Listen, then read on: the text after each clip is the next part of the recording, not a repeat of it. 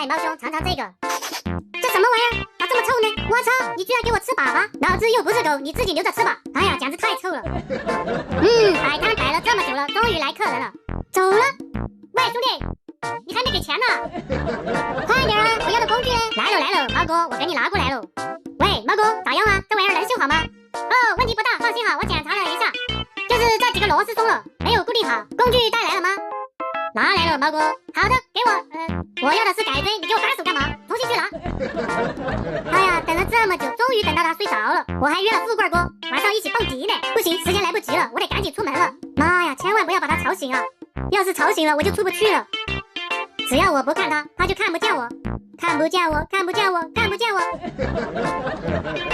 哟，还知道回来啊？我还以为你不回来了呢。算了，原谅你了。没看见本王大人肚子饿了吗？赶紧去做饭，不想看你。Nice。